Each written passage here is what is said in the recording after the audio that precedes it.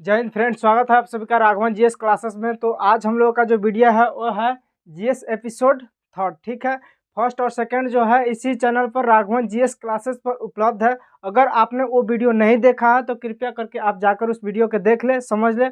उसमें हमने ये बताया है, शुरुआती वीडियो में, फर्स्ट वीडियो में ही हमने बताया है कि 12 माह में जितने भी हमारे इम्पोर्टेंट डे हैं, जैसे कि आज फरवरी का हो गया, शुरुआती जो दिन है फर्स्ट वीडियो में वो जुलाई का बताया गया है, और सेकंड वीडियो था जो जनवरी का बताया गया है, और आज का वीडियो है जो फरवरी का बताया गया। कल मार्च का बताया जाएगा। फिर वैसे ही आगे बढ़ते बढ़ते हम लोग देखेंगे। ठीक है, 12 दिन में जो है 12 माह का जितने भी इम्पोर्टेंट डे है वो सभी हम आपको देंगे। ठीक है, अगर आप एग्जाम उठाकर देख सकते हैं तो इसमें से दिवस में से एक प्रश्न रहता है। ठीक है, उतना अनिवार्य है।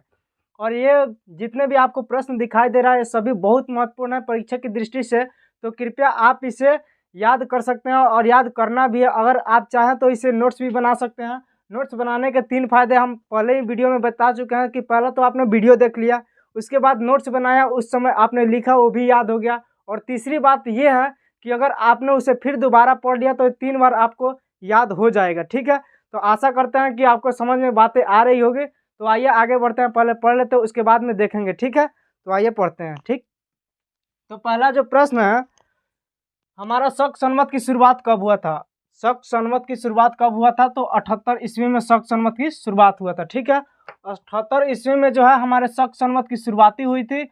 और शक संवत की शुरुआत, तो ये पहला प्रश्न हो गया हमारे नज़र से। ठीक है, और इससे जितने भी प्रश्न बन सकते हैं और पूछे भी जाते हैं वो भी प्रश्नों को हमने लिख दिया है, बस आप ध्यानपूर्वक देखते रहिए। ठीक है, तो पहला जो प्रश्न है कि शक संवत की शुरुआत कब हुई? तो 78 ईस्वी में शक संवत की शुरुआत हुई थी। ठीक है, फिर उसके बाद बात करें कि विक्रम संवत की शुरुआत कब हुआ था। विक्रम संवत, देखिए 3 गो शक संवत होता है। ठीक है, पहला शक संवत होता है, दूसरा विक्रम संवत होता है, और तीसरा हिजरी संवत होता है। तो पहला संवत होता है जो शक संवत, वो 78 ईस्वी में शुरू हुआ था।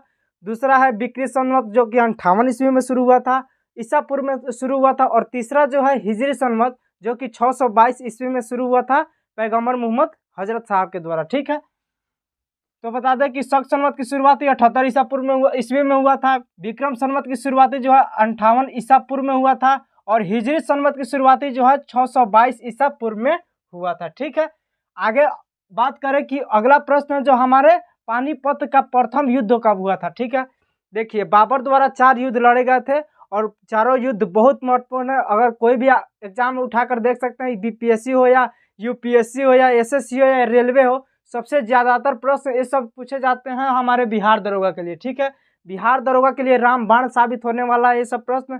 तो देखिए, पानीपत का प्रथम 4 युद्ध बाबर ने जीता था। पानीपत का युद्ध, खानवा का युद्ध, और चंदेरी का युद्ध, और घाघरा का युद्ध। ठीक है, तो चारों प्रश्न हम लोग देखेंगे एक एक करके। ठीक है, और चारों जो युद्ध हुआ था, पानीपत का युद्ध, खानवा का युद्ध, चंदेरी और घाघरा का जो युद्ध हुआ था, उस चारों युद्ध में हमारे जो बाबर थे तो उन्होंने जीत हासिल की थी। ठीक है, तो देखेंगे तो पानीपत का प्रथम युद्ध हुआ था 21 अप्रैल 1526 को पानीपत का प्रथम युद्ध हुआ था। ठीक है, और किनके बीच हुआ था वो भी देख लेंगे हम लोग। क्या है कि ये भी पूछा जाता है कि परीक्षा में पूछा जाता है कि पानीपत का प्रथम युद्ध किनके बीच हुआ।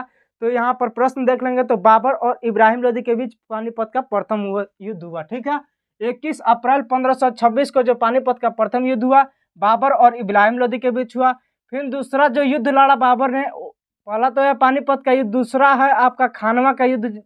और खानवा का युद्ध है जो 17 मार्च 1527 को जो है पानीपत का खानवा का युद्ध हुआ था। खानवा का युद्ध हुआ था। खानवा का युद्ध हुआ था 17 मार्च 1527 को खानवा का युद्ध हुआ था। ठीक है, यह युद्ध जो है बाबर और राणा सांगा के बीच लड़ा गया था। ठीक है, इसमें भी बाबर ने विजय हासिल किया था, और इसमें भी बाबर ने विजय हासिल किया था। ठीक है, अगला जो प्रश्न है कि चंदेरी का युद्ध कब हुआ था?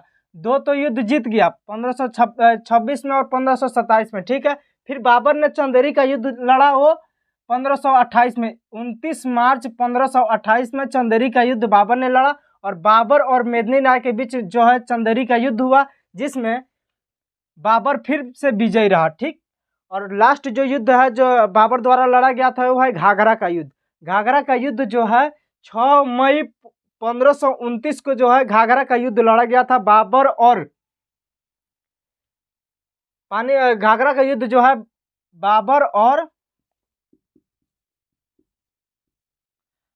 और अफगान के बीच हुआ था। अफगान के बीच जो है घाघरा का अंतिम युद्ध लड़ा गया था। ठीक है, फिर उसके बाद आगे बात कर लेते हैं कि पानीपत का दूसरा युद्ध। पहला युद्ध तो देख लिया हमने, फिर 3 ठो युद्ध हुआ था पानीपत का। एक हुआ था पानीपत का प्रथम युद्ध जो कि 1526 में हुआ था।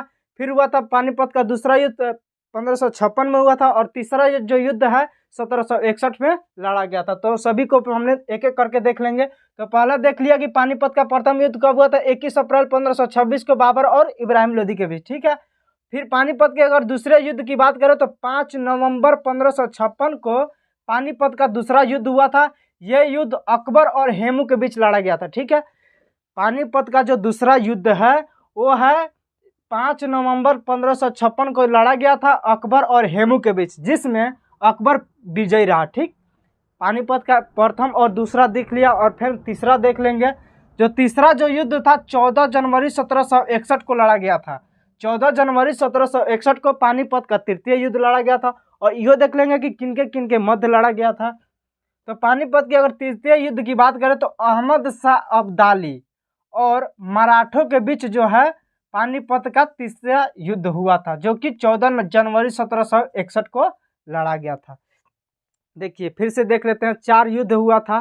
पहला जो कि बाबर द्वारा लड़ा गया था और जीता भी बाबर ने। ठीक है, तो पहला जो है पानीपत का प्रथम युद्ध 1526 में, फिर खानवा का युद्ध 1527 में, फिर चंदेरी का युद्ध 1528 में, और फिर घाघरा का युद्ध 1529 में। ठीक है, 4 युद्ध को देख लिए।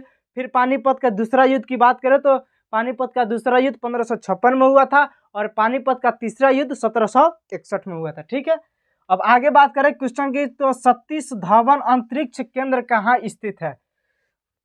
जो कि सतीश धवन अंतरिक्ष केंद्र है कहाँ स्थित है, तो श्रीहरिकोटा में स्थित है। श्रीहरिकोटा जानते हैं कहाँ पड़ता है? आंध्र प्रदेश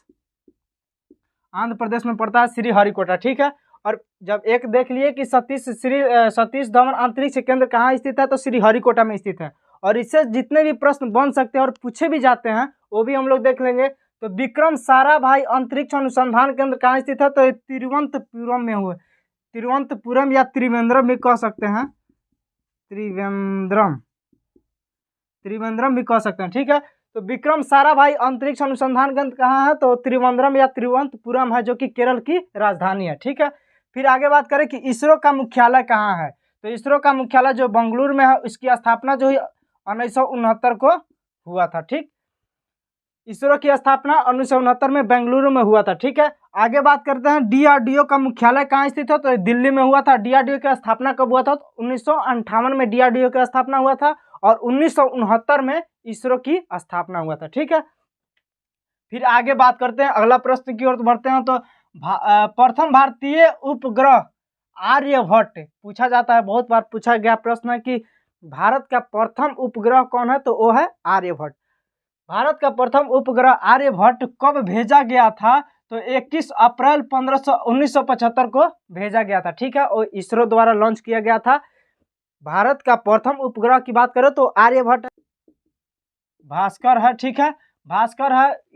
ये है हमारे भारत के दूसरा उपग्रह भास्कर। ठीक है, इन्हें जो है 1979 में भेजा गया था। ठीक, और विश्व की अगर बात करें, पूरे विश्व की बात करें कि विश्व का कौन सा जो विश्व का कौन सा जो उपग्रह है जो भेजा गया था, वो है हमारे स्पुतनिक प्रथम। स्पुतनिक प्रथम को 4 अक्टूबर 1957 को भेजा गया था। यह सोवियत संघ के द्वारा भेजा गया था। विश्व का पहला उपग्रह कौन है, तो वह है स्पुतनिक प्रथम, जो कि संयुक्त संघ के द्वारा भेजा गया था 4 अक्टूबर 1957 को। ठीक, अब आगे बात करते हैं कि रूसी क्रांति कब हुई थी। रूसी क्रांति कब हुई थी, तो 1917 को जो है रूसी क्रांति हुई थी। अब अगर रूसी क्रांति की बात करें तो फिर देख लेते हैं चीनी क्रांति कब हुई थी, फ्रांसीसी क्रांति कब हुई थी। 3 गो क्रांति हुई थी, चीनी, फ्रांसीसी और रूसी क्रांति हुई थी। ठीक है, और रूसी क्रांति की बात करें तो 1917 में हुआ था। चीनी क्रांति की बात करें तो 1911 में हुआ था। और फ्रांसीसी क्रांति की बात करें तो 1789 में फ्रांसीसी क्रांति हुआ था। फिर हर दिन की भांति इस दिन भी अब देखेंगे फरवरी माह के जितने भी हमारे परीक्षा में पूछे जाने वाले प्रश्न हैं, इम्पोर्टेंट डे के बारे में जानेंगे। अगर कोई भी एग्जाम देते हैं तो इसमें से एक न एक प्रश्न रहता है। 12 माह के जितने भी इम्पोर्टेंट दिवस है उसी में से एक प्रश्न रहता है, ठीक है। तो फरवरी माह के जितने भी इम्पोर्टेंट डे है उससे हम देखेंगे। तो पहला है भारतीय तटरक्षक दिवस कब मनाया जाता है। भारतीय तटरक्षक दिवस कब मनाया जाता है, तो 1 फरवरी को भारतीय तटरक्षक दिवस मनाया जाता है। आगे बात करें कि विश्व आर्द्र भूमि दिवस कब मनाया जाता है। विश्व आर्द्र भूमि दिवस कब मनाया जाता है, तो 2 जनवरी को विश्व आर्द्र भूमि दिवस मनाया जाता है। फिर आगे बात करें कि विश्व कैंसर दिवस कब मनाया जाता है, तो 4 फरवरी को कैंसर दिवस मनाया जाता है। और वैलेंटाइन डे दिवस है जो इस कौन मनाया जाता है, किस दिन को मनाया जाता है, तो 14 फरवरी को वैलेंटाइन डे मनाया जाता है। फिर आगे बात करें कि अंतर्राष्ट्रीय मातृभाषा दिवस कब मनाया जाता है। पूरे विश्व में अंतर्राष्ट्रीय मातृभाषा दिवस कब मनाया जाता है, तो 21 फरवरी को मातृभाषा दिवस मनाया जाता है, ठीक है।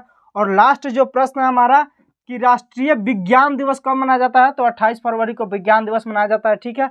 और ये पर डे वीडियो आते रहेगा। और बता दें कि ये प्रश्न जो है इसी में से आता है, ठीक है। और इससे संबंधित अब माना कि हमने सेट 4 उठाए हैं, ठीक है। और सेट 4 से जितने भी प्रश्न बन सकते हैं वो सभी हमने देख रहे होंगे कि पोस्टमार्टम कर दिए हैं प्रश्नों का, ठीक है। तो ऐसे ही पढ़ते रहिए और मिलते हैं अगले वीडियो में। तब तक के लिए जय हिंद।